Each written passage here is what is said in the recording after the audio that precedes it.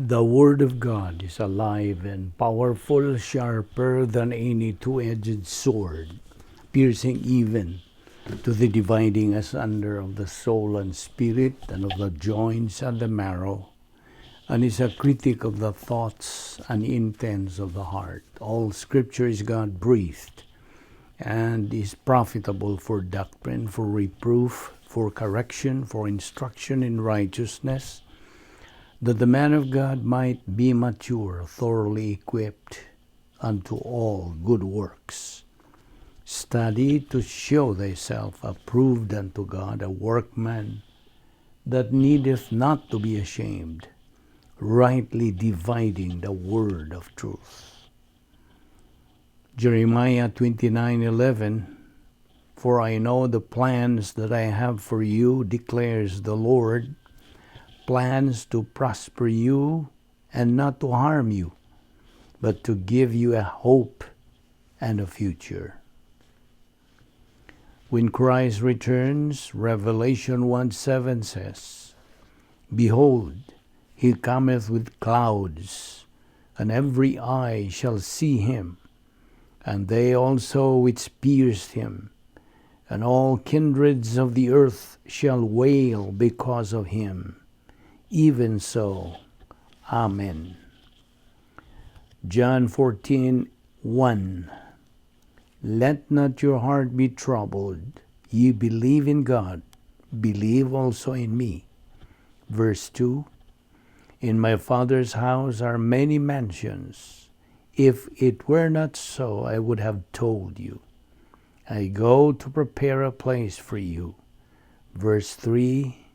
And if I go and prepare a place for you, I will come again and receive you unto myself, that where I am, there ye may be also.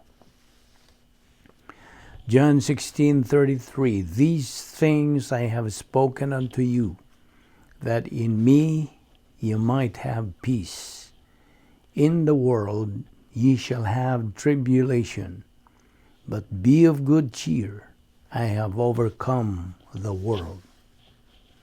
Isaiah 53, verse 3, He, the Lord Jesus Christ, is despised and rejected of men, a man of sorrows, and acquainted with grief, and we hid, as it were, our faces from him. He was despised, and we esteemed him not. Isaiah 55 or 53:5, But he was wounded for our transgressions. He was bruised for our iniquities. The chastisement of our peace was upon him, and with his stripes we are healed. Verse 6, All we like sheep have gone astray. We have turned every one to his own way, and the Lord hath laid on him the iniquity of us all. Verse 7, He was oppressed, and he was afflicted, yet he opened not his mouth. He is brought as a lamb to the slaughter, and as a sheep before her shearers is dumb, so he openeth not his mouth. Philippians 2:10-11, that at the name of Jesus, Yeshua, every knee should bow, of those in heaven, and of those on earth, and of those under the earth, and that every tongue should confess that Jesus Christ is Lord, to the glory of God the Father. Amen. Maranatha, even so, come, Lord Jesus. Before we start our Bible study today, gikinahanglan ng atong pagsusi sa atong tag sa kakalag. Mao man kini nga atong naandan. This is our routine. Let us use now the principle of 1 John 1:9, which says, if we confess our sins, God is faithful and just to forgive us our sins and to cleanse us from all unrighteousness. O man mo buhata ka na, ikaw andam na sab. Kay ikaw may balik naman usab sa imong pagkiumbitay sa Dios ug ikaw dumalahon usab sa balang Espiritu Santo. Nawalan kanimo higala, nga wala pa'y kaluwasan, gamita lamang ka ng imong free will sa paghimog desisyon, the decision to believe in Christ as Lord and Savior. Acts 16:31, nagaingon, believe on the Lord Jesus Christ, and thou shalt be saved. There is only one Savior. It's only the Lord Jesus Christ. Acts 4:12, neither is there salvation on any other under heaven given among men, whereby we must be saved. Busa sa hilo, magandang tastong kaugalingon. Let us pray.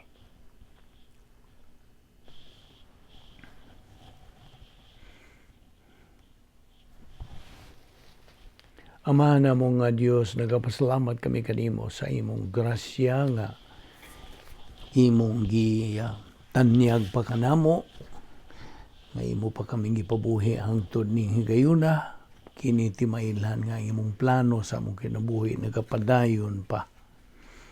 Dili kami takos nga mabuhi pa, pangumikan sa imong mga grasya nga nagalihok sa among kinabuhi, sa imong gugma, imong kaluoy, imong kortesiya. Salamat sa imong pagdala kanamo dinhi nindapita sa makosapa aron kami magapadayon sa among pagsibog sa unahan ingon nga imong mga anak, aron kami makakabot gayud niya ng among tumo nga mao ang espirituhanong pagkahamtong. Lamdagi kami sa balang Espiritu Santo karon sa among pagpadayon sa pagtuon sa imong kamatuoran kining tanan among gipasalamatan sa ngalan ni Ginoong Hesukristo. Amen. Unas tanan, maayong adlaw sa atong mga subscribers ug atong mga higala, atong mga igsuon diyan ni Kristo, our fellow believers. Welcome na usab ning atong Bible study ning adlaw. Okay?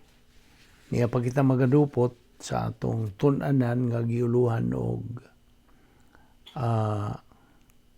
nagapadayon kita sa atong pagtuki bahin sa mga kalihukan nato ingon nga mga Kristohanon, nga magbaton kita sa pag-angkon niya ng pangunahon sa Dios. Busa ato kining ipadayon sa atong paghisgot ni ining bahina, may tungod sa atong pagtuon sa mga hunahuna sa Dios. Okay? Una sa tanan, we are right at this moment living in a very dangerous place, dangerous world. O we are vulnerable to be harmed, to be hurt. Now, we are exposed sa mga daghan kaayo nga dili kalikayan nga mga aksidente, mga sakit, mga viruses, sa manining coronavirus, ay mga kagutom, kauhaw, kamatayon. Now, we can die of any causes. Aksidente ba? Mga sakit ba? Etc. Nagkalilain man ang the manner of death nga atong agian. So, kung sa ang plano sa Dios, mao na kana. Dili na kana mausab. Okay, kagahapon, atong gisgutan ang bahin sa salvation.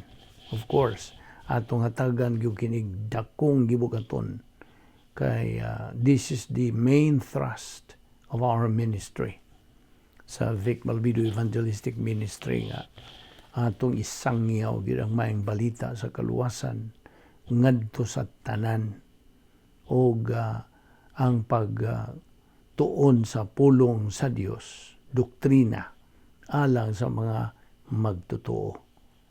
So, Oh, by the way, una pakita mo sugod nini, pagtukbil yun nini.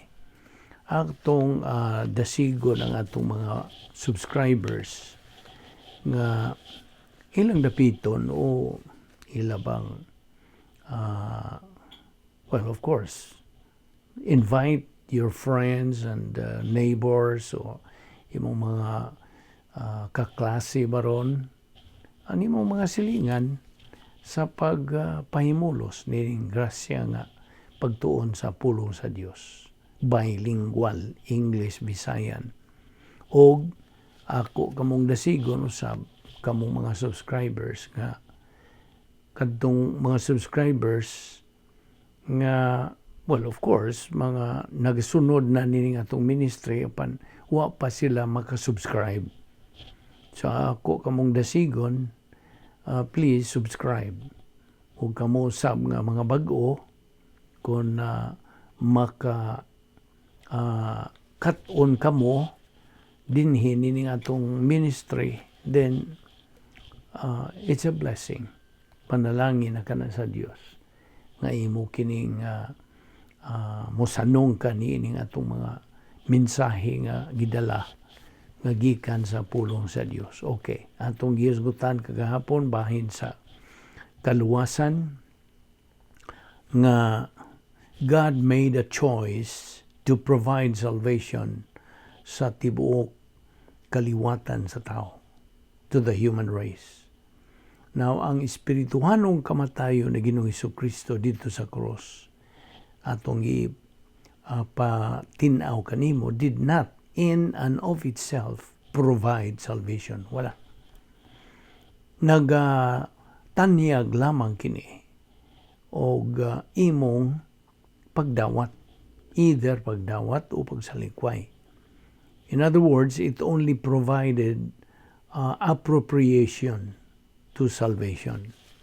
Now, kung ikaw mo sanong niining mong mensahe sa kalwasan, tumuo ka kang Ginoong Hesus o ikaw maluwas.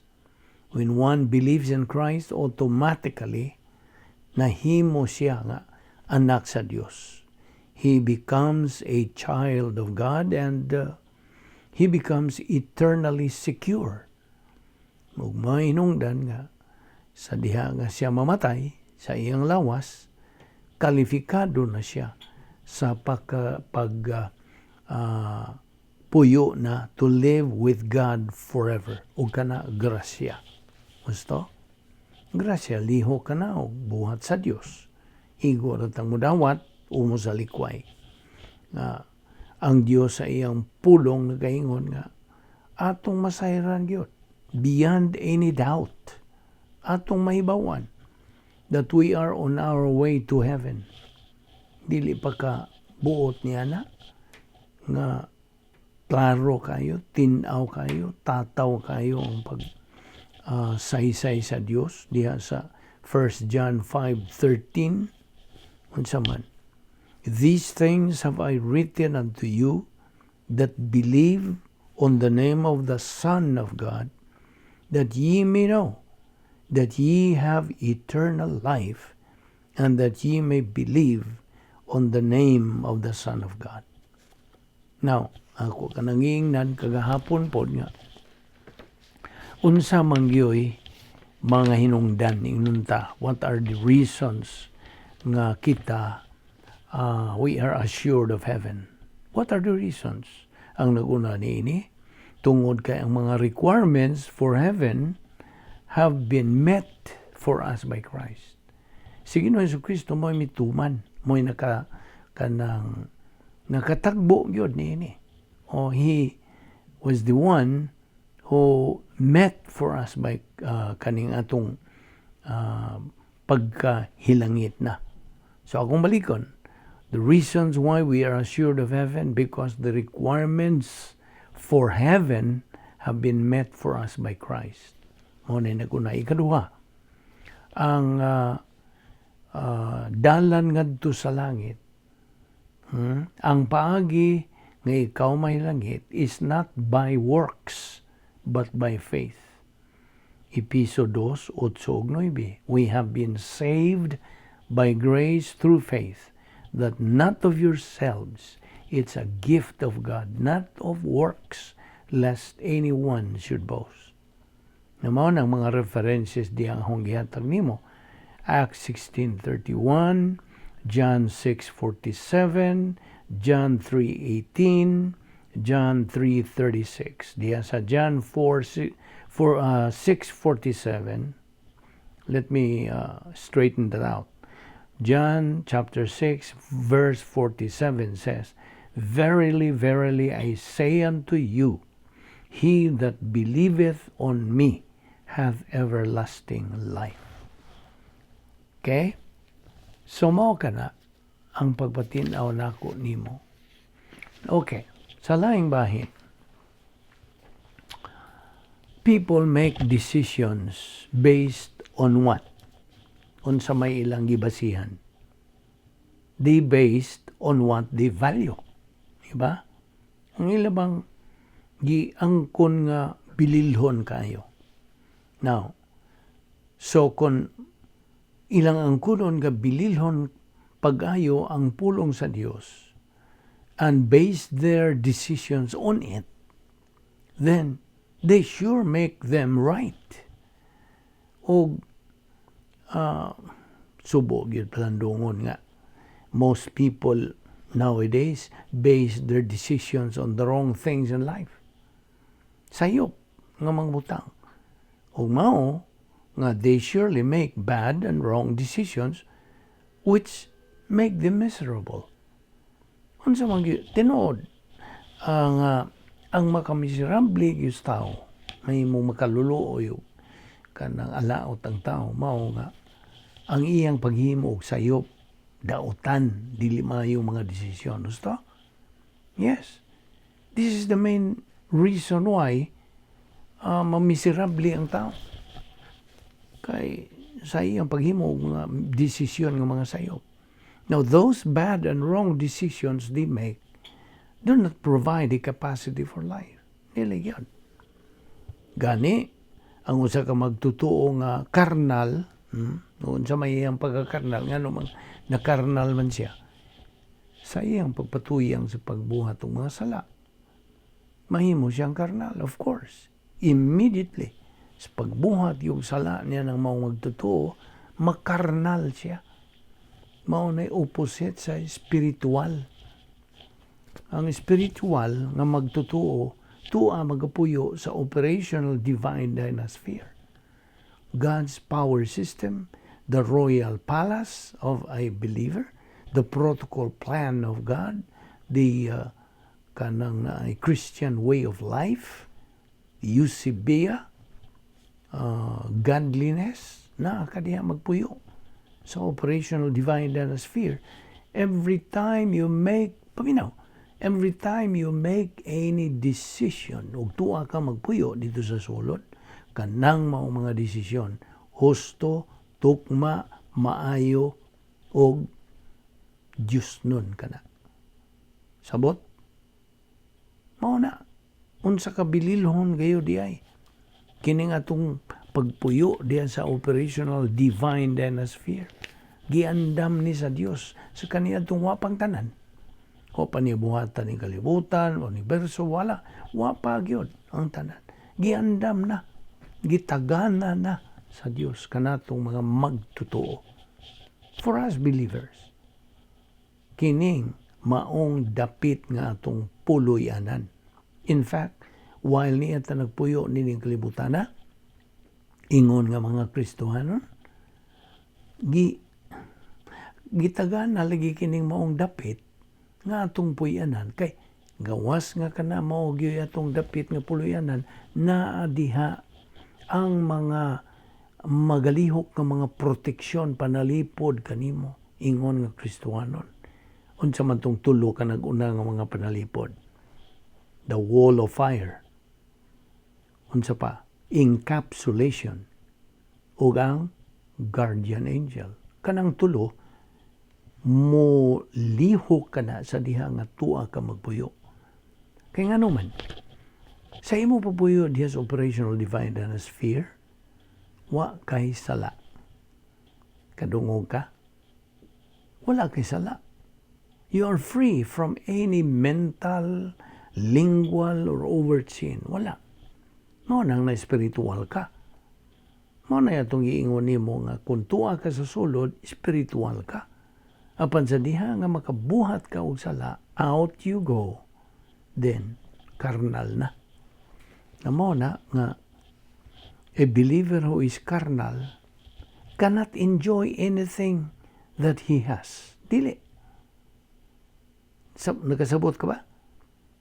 Bisan unsang mga butang, mga kalibutanon nimo, mga kanang mga kabtangan bas kinabuhi, mga detalyes kinabuhi.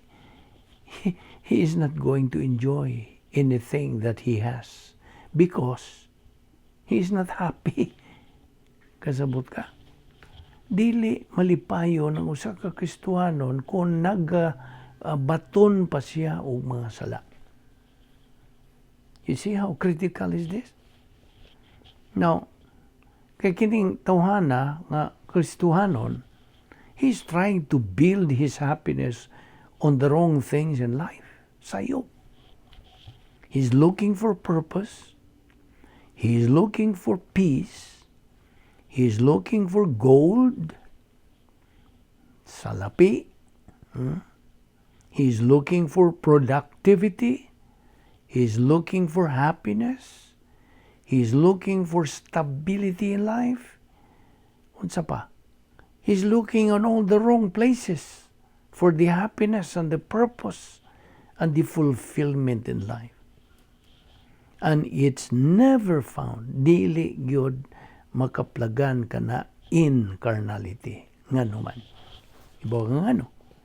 Tungod kay ang usa ka karnal nga magtotoo is spiritually blind. Spirituhanon siyang buta. Kay ngano man. Ibaw nga ngano.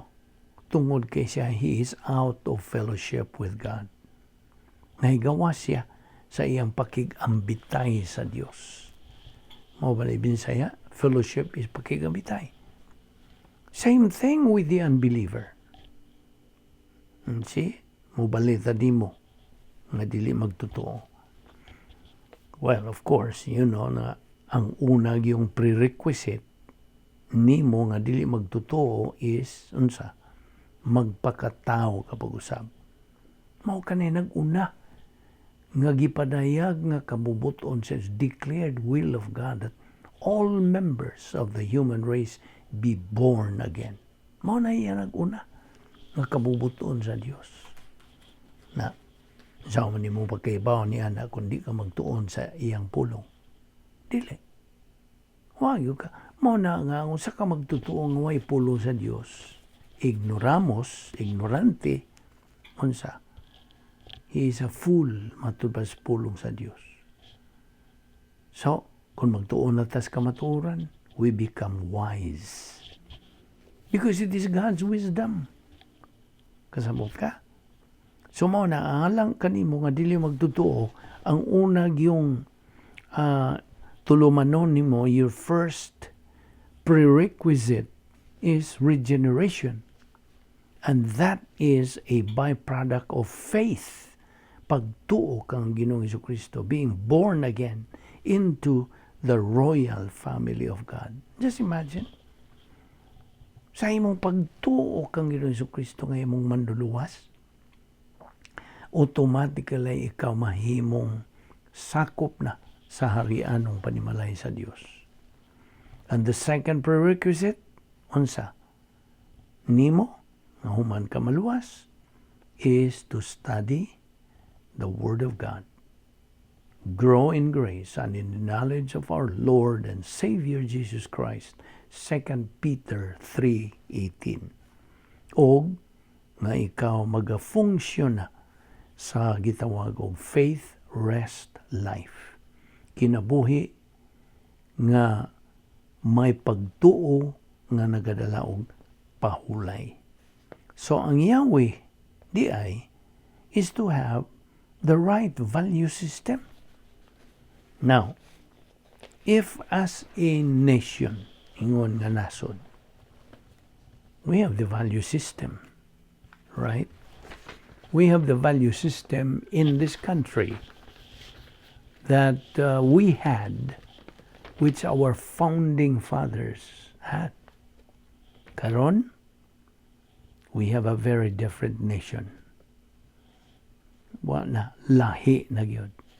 What a slap unsa kadakong tamparos in the face to the people of this country. For example, that we have such a widespread basis of criminal activity in this country. Naim unsa social unrest, labihan sa daghang mga suliran ining nasura. And who is responsible for this? Kinsa man? Tubag, the failure of the Christian church. Mao ni pagkapakyas gyud sa Kristohanong pundok o Kristohanon nga simbahan. And the failure of the Christian church can be laid at the doorstep of the leadership in the Christian church. And who is that? Well, mga pastor.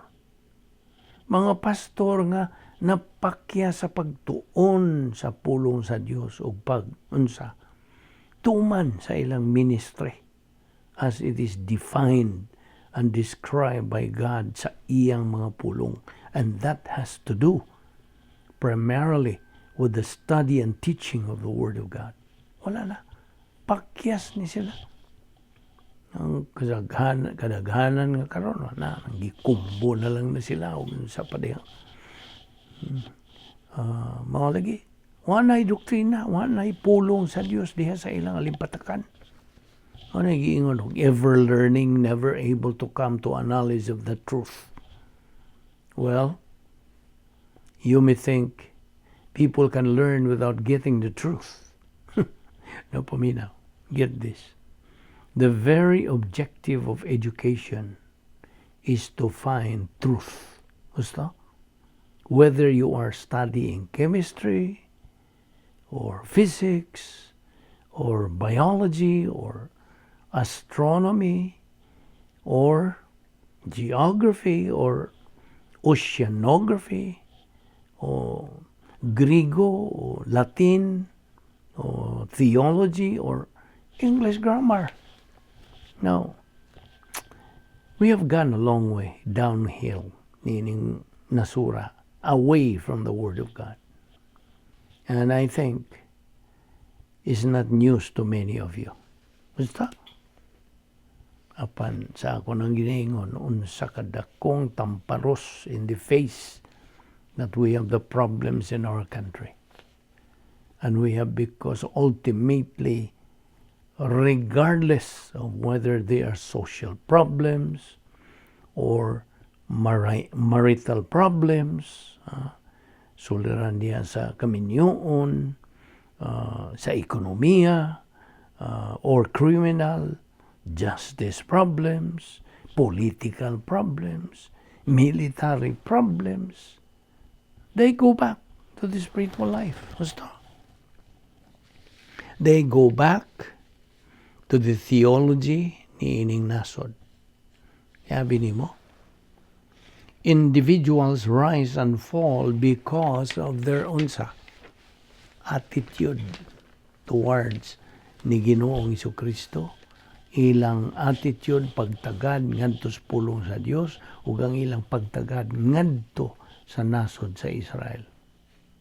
So, karon nagapuyo kita, nagakinabuhi kita right now with the use of the internet, worldwide kining pagpahimulos ni karong social media, internet, worldwide ni. Virtually instantaneous communication is a major contributor to the spread of religion.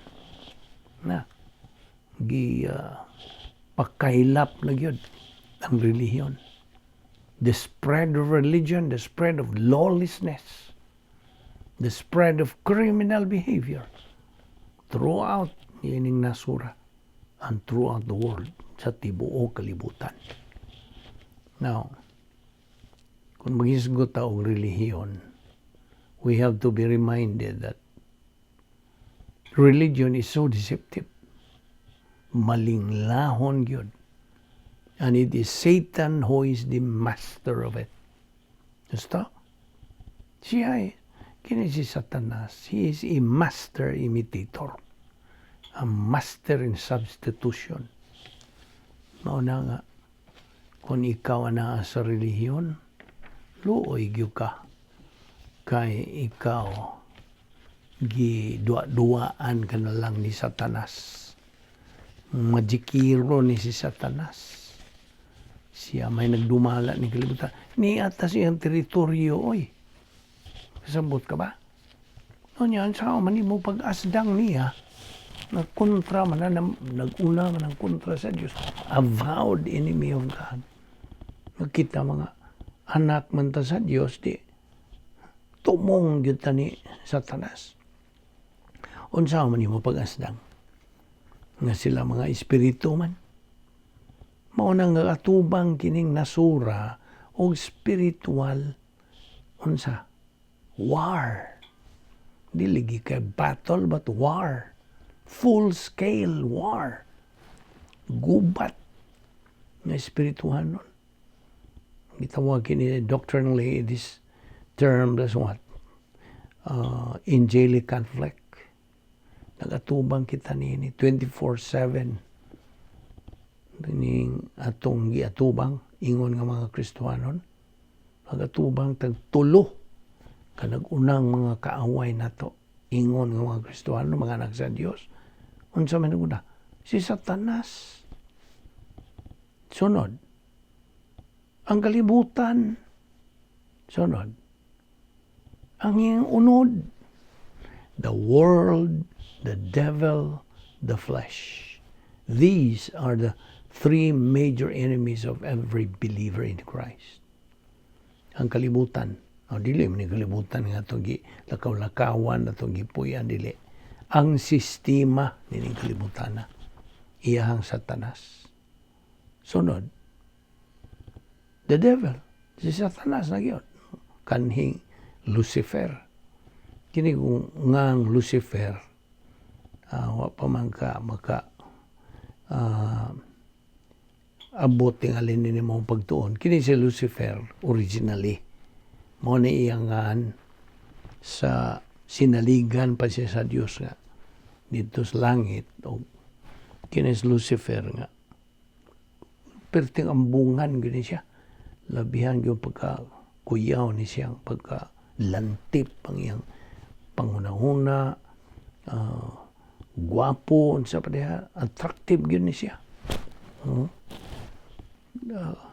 Unsa may meaning yung Lucifer? Kining ngan nga Lucifer, kombinasyon ng Latin, duha ka Latin nga pulong, lux ug fer.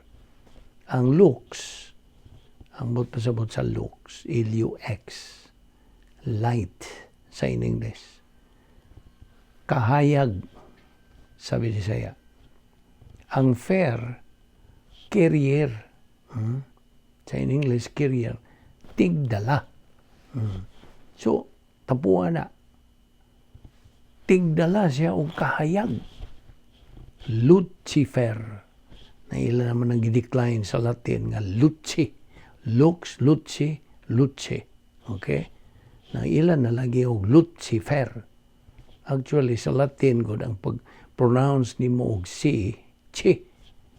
Lucifer. Apan ato naman yun in English, Lucifer. Nakini si Lucifer. Huwag imo ganing atong labaso sa atong panunduman kini si Lucifer. Sinaligan lagi sa Dios. Dito siya, dito trono sa Dios. He had a personal relationship to God. Perfect ang iyang relasyon kay he was maayo magyud siya, nagasunod man siya sa mando sa Dios. Upon there was one day, sa kaadlaw niya na nagsuroy-suroy tingali ang Dios dito sa langit o Kini si Lucifer, misuway siya lingkod sa trono sa Dios. Paglingkod niya, pastilan mo siya, uy, lami man din ang mahimong Diyos. Pastilan ko yawa din ang pagka-Diyos. Diha-diha. Ing turok, mga iyang pagkambugiro, iyang pagka-mapahitason. Dito, laglag si Lucifer. Kaya di man siya kabubuton ng giyatag sa Diyos. Laglag. Iyang gipili ang pagsupil. Gusto siya mamahimong Diyos. Namon na. Karon, gigihan siya sa Diyos. Pagkaibaw sa pagka-omnisyente sa Diyos. Lucifer, pahawa. Pahawa na din you don't belong here. So, ako kakarong itambog sa impyerno. Mingon ni si Lucifer karon Satan, dili na ka Lucifer karon. Pagngon na nako ka na imong suga. Okay? Ngit-ngit ka na, you are the prince of darkness, so good karon. Dili ka na Lucifer. You are not a light carrier anymore. You are darkness. Pahawa. So, human yan to, nanigawak ni si Satanas. Satanas naman siya. Nanigawak siya. Uy, mau ba? Imo lang kong itambog dito sa impyerno ingonan, just like that. Mau ba na Diyos sa gugma? Ha? Imo man kong binuhat na niya. Imo lang kong isalibay o ingon niya na. Just like that. Ha? Dili ka Diyos sa gugma.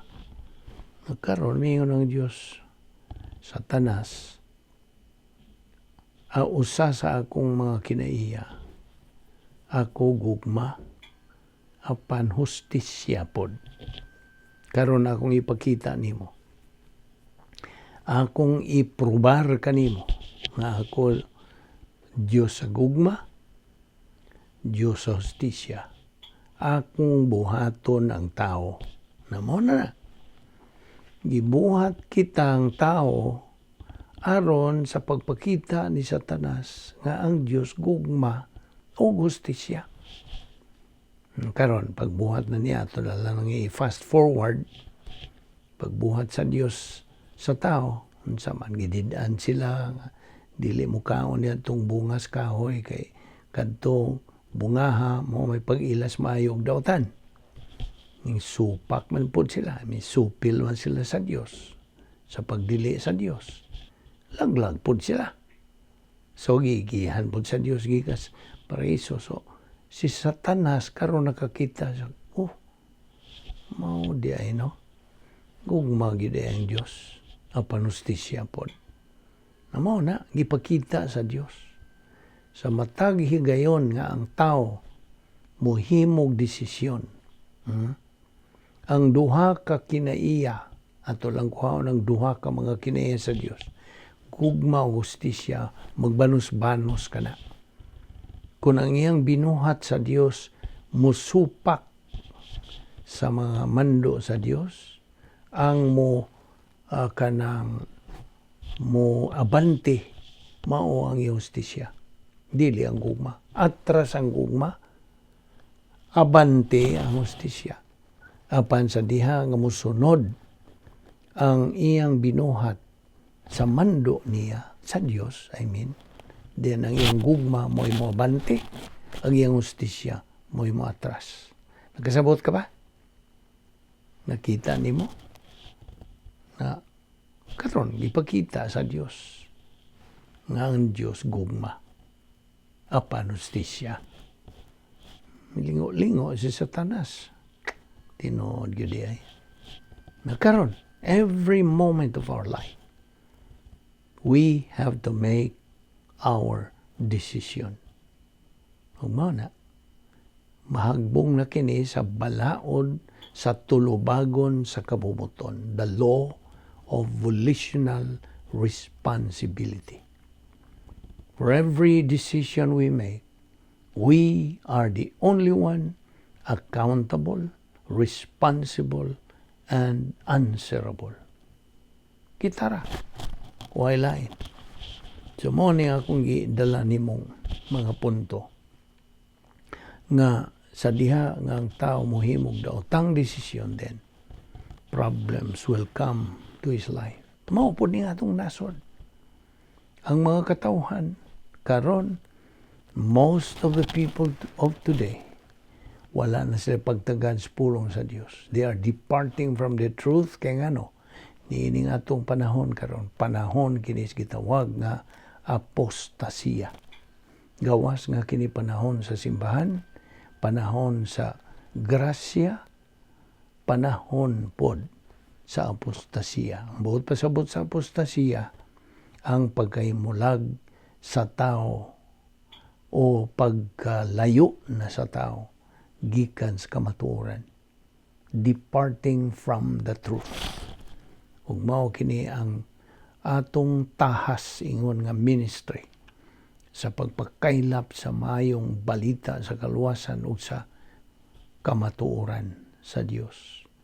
Aron sa ingon niya na kadtong makadungog nini, mugamit sila sa ilang desisyon, mudawat ba sila o musalikway ba?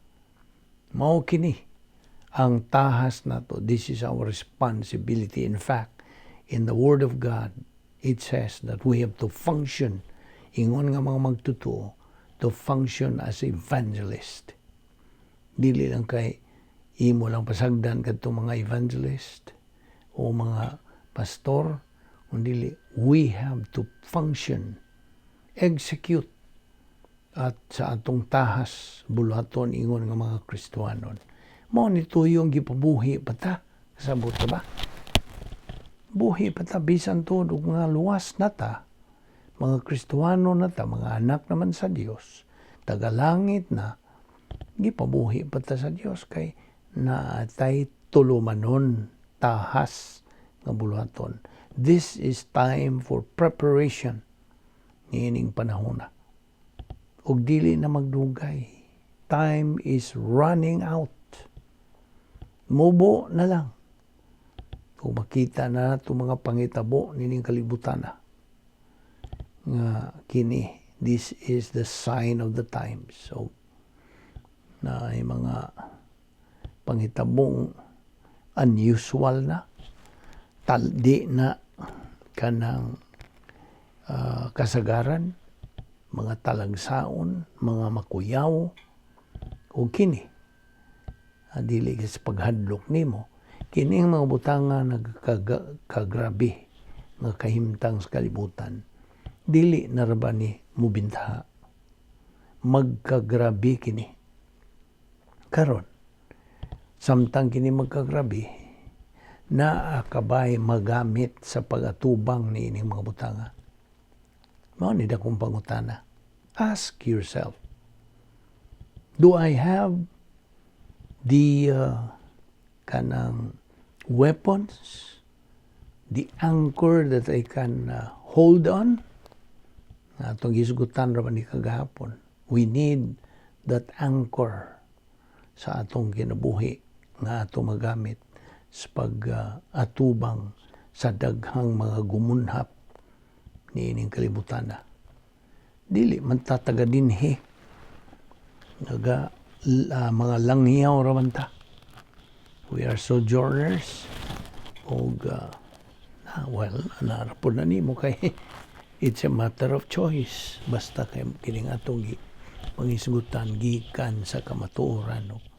Nara ka nimo. Musanong ka ba? Mudawat ka ba niya na? O dili? It is a matter of choice. Man is a product of his own decision. Magampo ta. Bala na mo nga Diyos, nagapasalamat kami kanimo nining laing higayon sa among pagpakigambitay sa imong nga pulong. Salamat ni ining grasya. Dada kami pagbalik ugma dinhi aron kami makapadayon. Hangtod nga among makabot gayon ang among main objective as your children to reach spiritual maturity, which is the stage of capacity for life, for love, for blessings. Salamat nga mo Bible study through the YouTube, ubo sa Vic Balbido Evangelistic Ministry. Panalangin kini o Diyos. Gamita kini in a mighty way sa man imong kamuton. Kining tanan. Among gipasalamatan sa ngalan ni Ginoong Hesukristo. Amen.